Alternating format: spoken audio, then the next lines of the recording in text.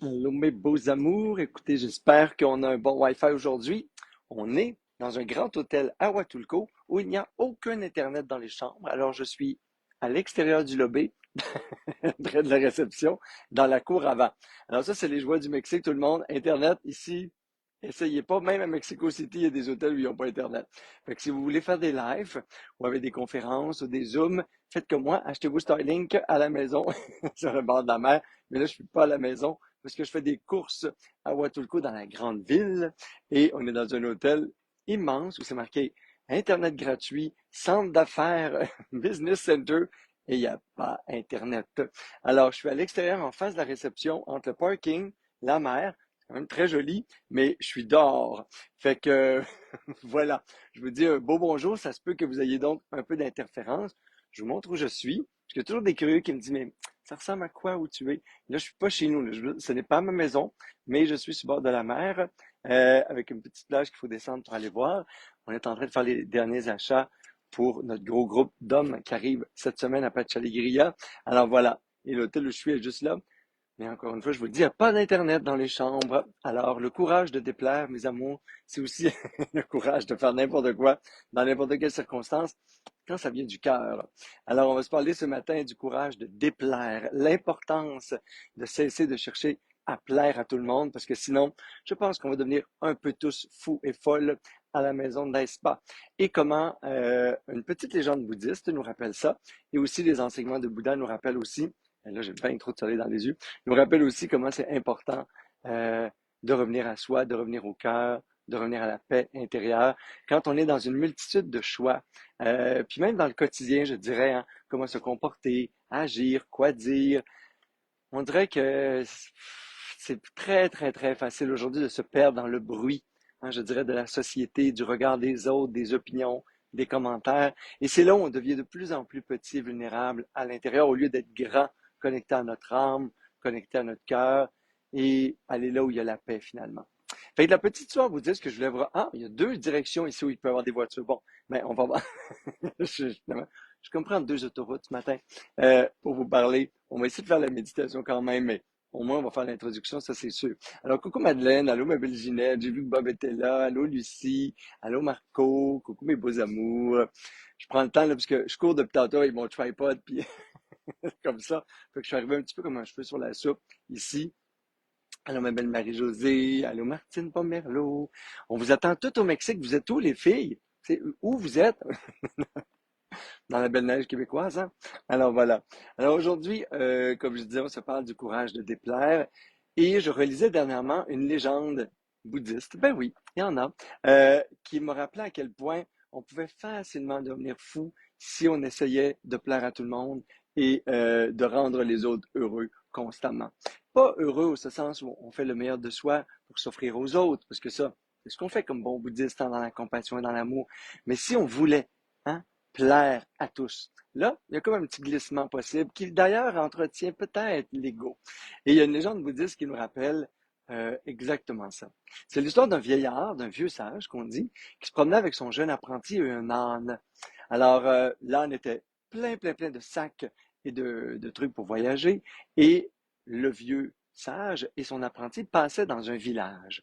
Et là, en passant dans un petit village, tout le monde se sont mis à critiquer comme quoi le vieillard était pas sur l'âne et que le jeune garçon pouvait prendre des bagages. Puis comment ça se fait qu'il laissait le vieillard comme ça marcher seul toute la journée et suivre l'âne? Là, il passait comme ça à travers le village et là, il y avait tous ces commentaires-là. Fait que là, il a dit, regarde mon apprenti, on va faire un exercice. Et là, il a repassé dans le même village sur le dos de l'âne et il a mis tous les bagages sur le dos de son apprenti. Et bien là, les gens se sont mis à critiquer que le pauvre âne n'avait pas besoin de porter le poids du vieux sage. Alors tout le monde se sont mis à critiquer le vieillard qui abusait de son animal et, et dont l'animal avait l'air à forcer, puis être bien encombré du poids d'un être humain sur son dos. Et là, il a dit, c'est pas fini. On va faire un autre exercice. Il a repassé le village et là, il s'est mis sur le dos de son apprenti. Il a laissé tous les bagages sur l'âne. Et bien là, c'était encore pire. Là, les gens critiquaient que c'était complètement absurde qu'un vieillard, un vieux sage profite de son disciple de cette façon-là. C'était pas une façon de traiter quelqu'un, son étudiant, et ainsi de suite. Et là, c'est pas fini. Il a repassé une quatrième fois. Et là, pour amener le ridicule encore plus loin, le vieux sage, il a mis le disciple sur son dos, le bagage sur l'âne, et il a passé avec son disciple sur son dos. Et là, les gens se sont mis à crier après le disciple, à se mis pour dire qu'il est en train d'abuser d'un vieillard, d'un vieux sage, etc., etc. Fait que c'est une petite légende, elle est plus longue que ça, puis plus complexe quand on la lit, mais c'est une petite légende sympathique pour dire hey, combien de tourniquets qu'on fait des fois dans la vie pour essayer de plaire aux autres. Combien de fois qu'on va en changer des fois de style, de ce qu'on dit, comment on se comporte, nos actions, nos choix de vie, juste pour essayer de rendre les gens heureux dans notre famille, nos voisins, dans la société, sur les réseaux sociaux. Combien de fois vous relisez des fois un texte, hein, juste pour être certain qu'on ne reçoit pas de critiques. C'est impossible. C'est ça la beauté de la chose. C'est que c'est complètement fou. Hein? C'est ça la folie. Et le sage, bon, c'est un peu la fin de la légende qui dit, mais tu vois, il y a une chose que tu dois suivre dans la vie, c'est ta vérité intérieure. C'est la vérité d'âme.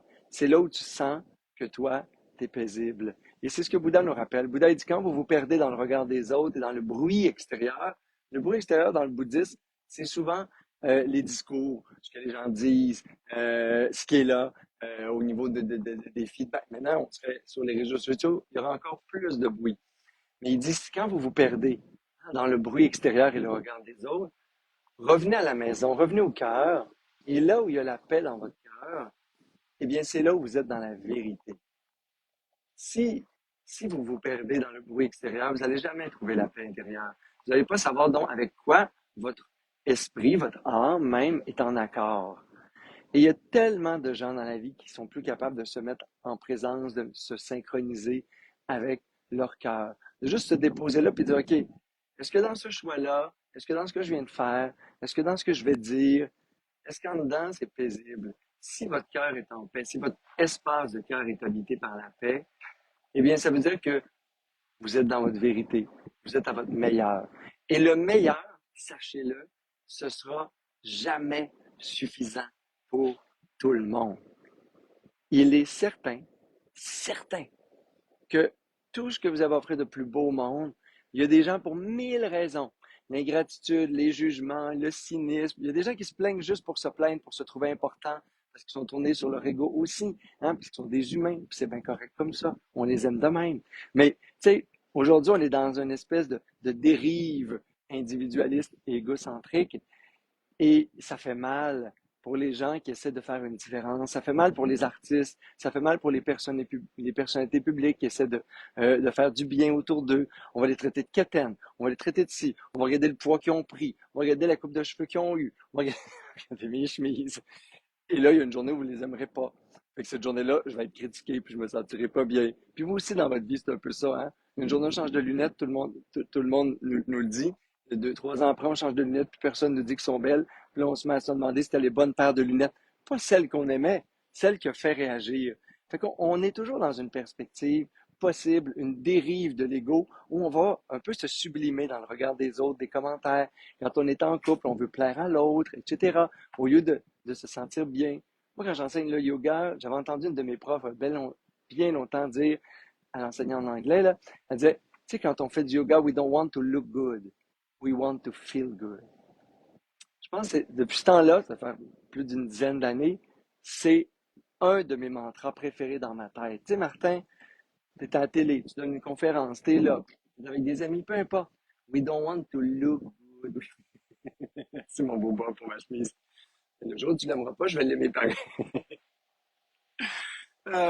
Et we don't want to look good, we want to feel good. Si je feel good avec cette chemise-là, qui m'a été achetée d'ailleurs cette semaine par Saïd, euh, pour l'ouverture d'une conférence que je donnais, et il voulait absolument que j'aie une nouvelle chemise. Il me l'a trouvé avec amour. Et quand j'apporte maintenant, je pense à lui, son amour, son petit regard étincelant quand il me l'a donné. Que vous l'aimez, je suis bien content. Mais que lui l'aime, que moi je l'aime, puis que ça nous rend heureux quand je la mets sur moi, ben, c'est good enough, hein? C'est assez. Feel good. Est-ce que vous êtes en train d'essayer de bien vous sentir, d'être bien, ou vous êtes en train de vouloir paraître bien? Et c'est là la. Oups, une notification à Transat. Euh, Et c'est là la grande différence dans la vie. Et c'est là où il faut trouver le bonheur, je trouve, dans être bien. Si on n'apprend plus à se connecter à soi, et c'est ça la méditation, c'est la capacité de renouveler une présence avec soi-même. C'est notre capacité de développer une relation intime avec soi pour s'écouter, s'entendre, se sentir, feel good, c'est ça, se sentir de l'intérieur. Et à un moment donné, on se sent plus. Puis à force de se déconnecter, puis à rester connecté sur le bruit extérieur puis les autres, ben, plus sentir, ça veut aussi dire des fois se négliger, puis sentir la petite voix intérieure qui crie à l'aide, puis sentir le fait qu'on est devenu un petit peu névrosé fou, à essayer de plaire à tout le monde, puis courir dans tous les sens juste pour avoir des miettes de reconnaissance. Mais là, on va faire une méditation, mes beaux amis d'amour, après cette petite légende et cette introduction, pendant qu'il n'y a pas trop de chars qui passent, que la réception n'est pas trop pleine, pour se faire du bien, se reconnecter à son âme. Parce que moi, je veux vous dire que les dernières années, là, autant que j'ai eu des mérites et de la gratitude et des gens qui m'aiment pour ce que je fais, autant plus j'ai de visibilité, plus j'ai eu de critiques, plus je vis avec des gens et des groupes. C'est pas uniquement des gens spirituels, je suis plus juste dans le milieu bouddhiste non plus. On n'est pas avec des êtres qui pratiquent la compassion au quotidien. On est des êtres souffrants, on est des êtres en confusion, on est des êtres humains qu'il faut prendre soin d'eux. Fait qu'on n'est pas là pour qu'ils nous fassent du bien, on est là pour se sentir bien par rapport à ce qu'on leur offre. Et je pense que dans tout, peu importe votre travail finalement, artiste, personnalité publique, guérisseur, thérapeute. Quand j'étais travailleur de rue, c'était la même chose. J'attendais pas une reconnaissance de mes jeunes de la rue. Puis dans les organismes communautaires où j'étais directeur aussi, euh, l'idée c'était de prendre soin, puis d'être là pour eux, puis de faire le mieux qu'on pouvait. Puis après ça, c'est tout. Et après ça, se sentir bien, feel good avec ça. Et c'est assez. Parce que des gens qui jugent, des gens qui se plaignent, des cyniques, des critiques, des râleurs, comme on dit en Europe, il va en avoir tout le temps. Mais tu sais, suivez votre cadeau intérieur, tu sais, follow your gift. C'est Lady Gaga qui écrivait ça cette semaine. Ils diront bien ce qu'ils veulent. Suis ton cadeau, follow your gift, puis donne-le, offre le meilleur de toi, dad. Tu sais. Ils diront ce qu'ils veulent, on s'en fout. Donc, on médite ce matin pour se reconnecter au cœur. Qu'est-ce qui, qu'est-ce qui vous met en paix en ce moment? Puis, ça fait des choix difficiles, vous êtes tiraillés, là. Puis vous avez été blessé par des critiques, des jugements, des opinions. Essayez juste de voir. Est-ce que dans ce moment-là, dans cette action-là, j'étais en paix? Et ayez là votre réponse à savoir si vous étiez dans votre vérité, si vous êtes connecté sur votre âme. Est-ce que j'étais en paix? Si vous n'étiez pas en paix, ben, qu'est-ce qui aurait fait que vous auriez pu être en paix? Au-delà du regard des autres, juste avec vous-même. Votre regard sur vous-même, le plus important. S'il y a une personne qu'il faut que soit importante, puis que la vérité, c'est bien dans le cœur, c'est bien dans la paix du cœur qu'on va trouver notre vérité intérieure. Alors, je ne sais pas s'il va y avoir des bruits ou pas ce matin, parce qu'on fait exactement avec ce qu'on peut. Ça fait une demi-heure, je tourne en rond, puis je cours sur tous les étages de mon hôtel. C'est ici qu'il y a Internet. Et s'il y a un peu de bruit, on va vivre avec, hein? Alors, je vous invite à prendre 2 ou 3 respirations profondes, une courte méditation, juste pour regarder l'espace du cœur. Quand il y a la paix, c'est là où je suis dans ma vérité. Il faut que ce soit ça, votre association pour toujours. Quand il y a un espace de paix dans mon cœur, je sais que je suis connecté à mon âme. Je suis dans une source de vérité, de sagesse la plus profonde en moi. Et tout le reste et tous les autres n'ont aucune importance. Parce que là, si je veux être le meilleur de moi-même pour les autres aussi, dans la compassion, c'est quand même là que je vais trouver la vérité. Alors, vous pouvez prendre quelques respirations profondes. Essayez de prendre une respiration qui est douce et qui vous permet de connecter à l'espace de votre cœur.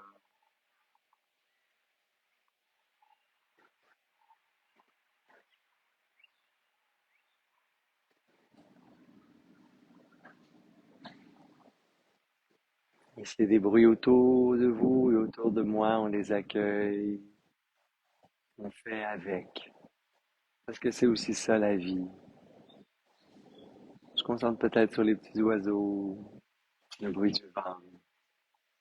Et cet espace à l'intérieur où il y a toujours le silence, il y a toujours la paix, au centre du cœur, Bouddha. Et je descends dans ce sanctuaire au cœur, un peu comme je reviens à la maison.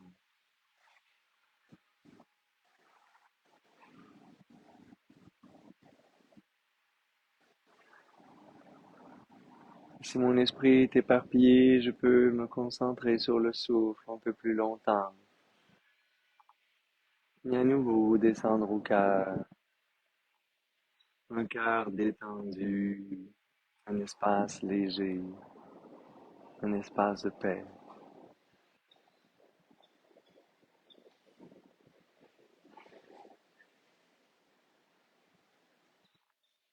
un espace où tout le reste, juste en ce moment, n'a aucune importance. Le plus important, c'est de retrouver le chemin vers la maison, de revenir au cœur, au souffle, de se donner le droit d'être en paix.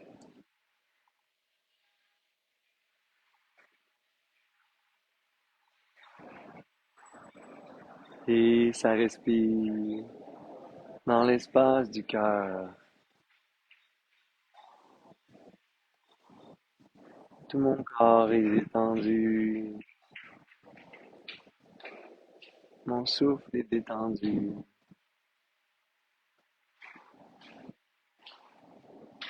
Je peux commencer à me demander pourquoi je gaspille tellement d'énergie à essayer de plaire à tout le monde. Je peux regarder dans ma vie toute cette énergie que je gaspille, toute cette paix que je gaspille dans la paix, un espace de paix où j'amène des turbulences, juste pour des miettes, parfois de reconnaissance, de commentaires positifs. Jusqu'où je suis prêt à me nier, jusqu'où je suis prêt à troubler la paix de mon cœur pour plaire aux autres.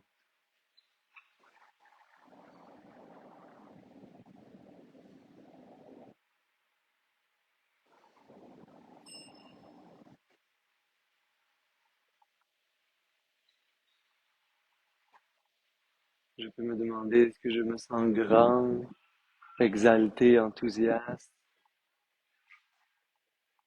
ou je me sens plutôt petit, vulnérable, quand je me définis dans le regard des autres, quand je fais toutes sortes de contorsions pour plaire.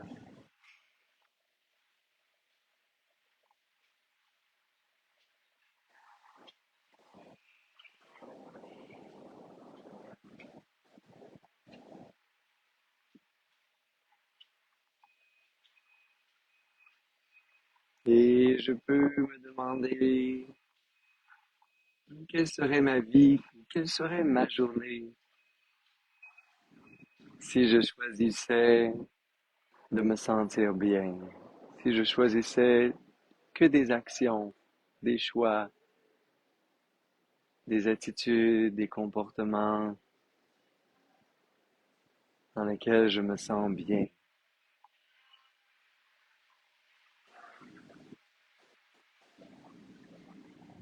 Qu'est-ce qui serait au service de la vérité, de la paix de mon cœur?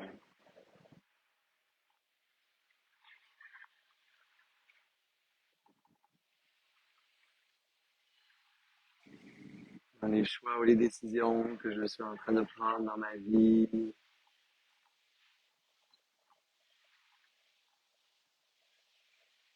quel est le chemin, la décision, la direction dans laquelle je suis en paix, avec laquelle je suis en paix?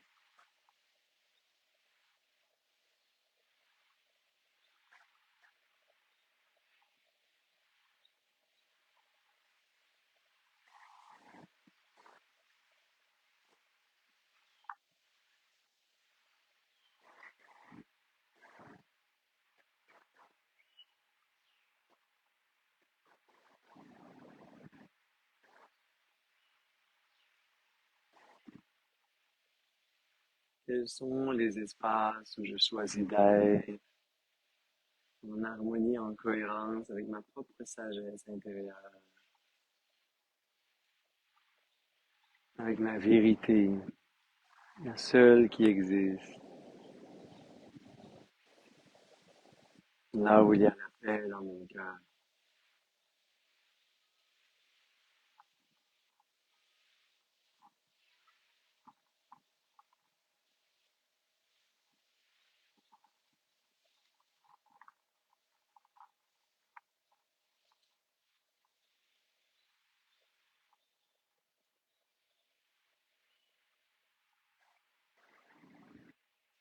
Et à chaque fois que je me perds dans le regard des autres, les critiques ou les complaintes, ou l'ego de l'autre, j'essaie de pas crisper mon propre ego, ma propre armure.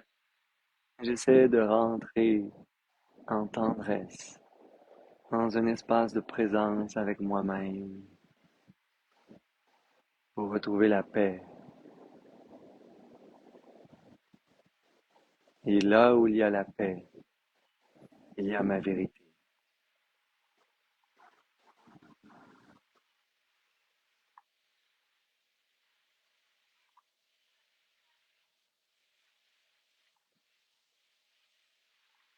Là où il y a la paix en moi, il y a la vérité. C'est là où il y a la pensée juste. C'est là où il y a l'action juste.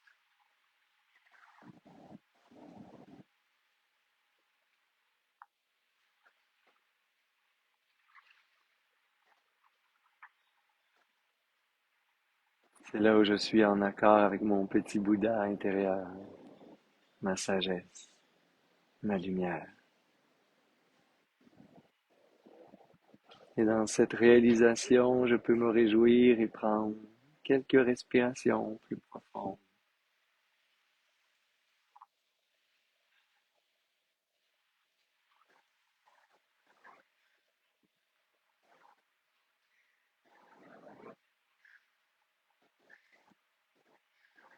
Et vous pouvez amener vos mains en namasté, les frotter légèrement ensemble. Moi, je suis dehors avec plein de gens que je ne cherche pas à plaire ce matin, qui vont me regarder bien weird, mais peut-être en faisant un boom avec vous. On peut amener les mains, la conscience au cœur, inspirer par les narines. Pour expirer, bouge. Et inspirer pour faire vibrer le hum, ce son de l'âme, du cœur.